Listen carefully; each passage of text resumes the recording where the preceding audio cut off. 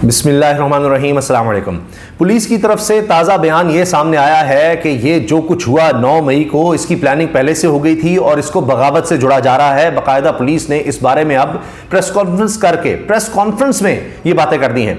अब इससे एक तो ये चीज़ नज़र आ रही है कि वाज़े तौर पर ये प्लान है कि इमरान खान साहब पर जितने केस बनाए जा रहे हैं, एक के बाद एक केस जो है वो फारिग होता चला जा रहा है।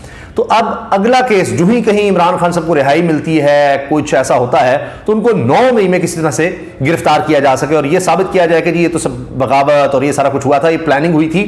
अब कहा यह जा रहा है पुलिस की तरफ से इतने महीनों के बाद कि जी जो हमने लोग गिरफ्तार किए हैं, जो पकड़े गए हैं, उनके बयानात और ये सब कुछ, और ये बात इमरान खान पहले कह चुके हैं कि जी इनसे इस तरह के बयानात लिए जाएंगे। आपके सामने है जब वीडियोज आ जाती हैं लोगों की, जनाब मैं छोड़ रहा हूं, मजम्मत करता हूं और ये सारा कुछ आ जाता है, तो ये तो कोई बड़ी बात ही नहीं है। जब लोग लापता भी हो जाएंगे कि पुलिस जो मर्जी बयान दिलवा दे, तो अब इमरान खान से जोड़ने की कोशिश हो रही है सारे 9 मई के मामलात को।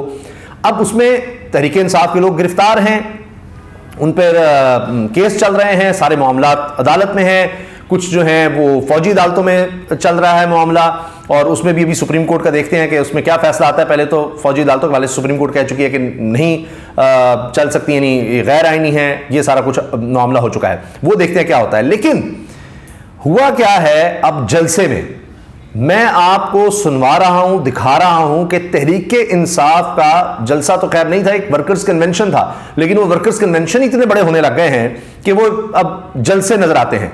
और यहां पर जो कोई और जमात है जो जलसे भी नहीं कर पा रही, अगर कोई करता है तो वो वर्कर कन्वेंशन से भी छोटा होता है।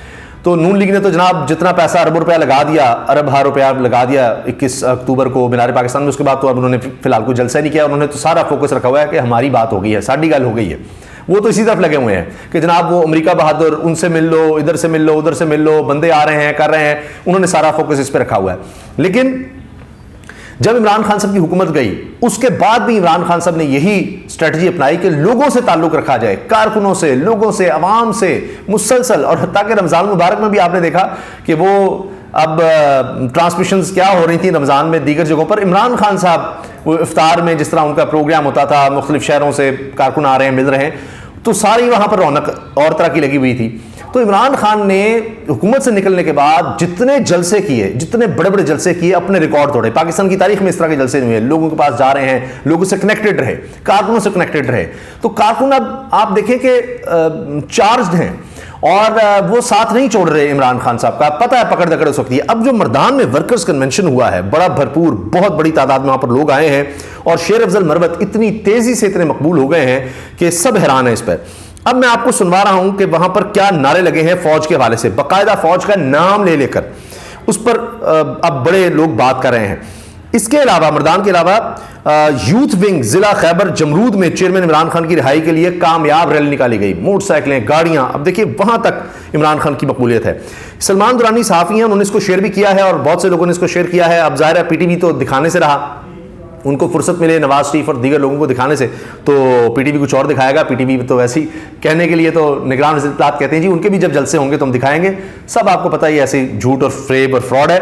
लेकिन ये जो मर्दान में जलसा हुआ है उसमें आप जरा नारे सुनिएगा। जरा मैं आपको फिर यहाँ जो माहौल था वो भी दिखाऊंगा, कितनी बड़ी तादाद में लोग थे। ये जरा गौर से सुनिएगा नारे।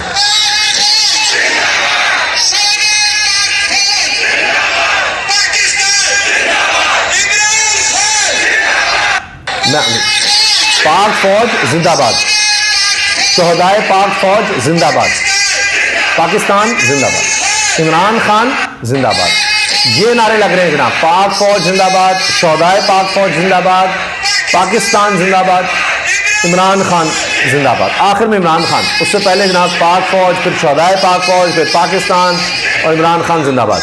अब ये आप देखें कि इससे मैसेज क्या जा रहा है। इससे मैसेज ये जा रहा है कि जो नून लीग कैंपेन कर रही है ना, कि फौजियों को दिखाकर और जनाब वो 9 मई का सारा दिखा करके जी ये तहरीक इंसाफ जो है ये पूरा प्लान था, ये था, वो था, इसमें सारी पार्टी ही जैसे शामिल थी, वो आप देखें कि ये जेन्युइन, ये कोई इश्तिहार नहीं है, ये कोई बनाया नहीं गया। वहां पर स्पॉन्टेनियस आप देखें, वहां पर नारे लग रहे हैं फौज के हक में। तो ये जो नून लीग ने पूरी कोशिश की, पीडीएम ने कोशिश की, सारा कुछ बनाया कि जनाब ये फौज के खिलाफ तहरीक इंसाफ है और ये सारे इनको तो मलिया मेट कर दो, उड़ा दो, वरना ये फौज को नहीं छोड़ेंगे, ये जनाब एंटी स्टैब्लिशमेंट हो चुके हैं और ये फौज को बराह रास्त उनके खिलाफ हैं और ये सारा कुछ है।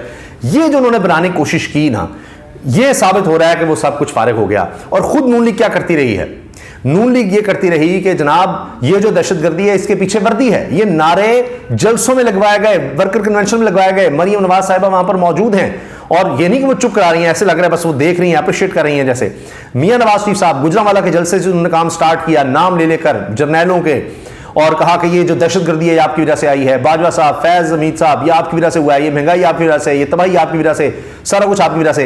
ये मियां नवाज शरीफ ने बाकायदा अहकामात जिस तरह से दिए हों और फिर जो वीडियो खिताब वो करते रहे, सब कुछ ही होता रहा। परवेज रशीद साहब क्या कहते हैं कि ये बर्बाद करें ये जर्नैल, ठीक है, और संभाले फिर मियां नवाज शरीफ, तो बर्बाद करते हैं, उसके बाद नवाज शरीफ आ जाता है। डॉन लीक्स में क्या था, डॉन लीक्स में यह था कि जनाब एजेंसियां जो हैं, हम दहशतगर्दों के खिलाफ कार्रवाई करना चाहते हैं, एजेंसियां नहीं होने देती। अजमल कसाब कहाँ है जी, वो जी पाकिस्तान में है, नवाज शरीफ कह रहे हैं। तो ये सारा कुछ किस दौर में होता रहा है, ये क्या करते रहे हैं।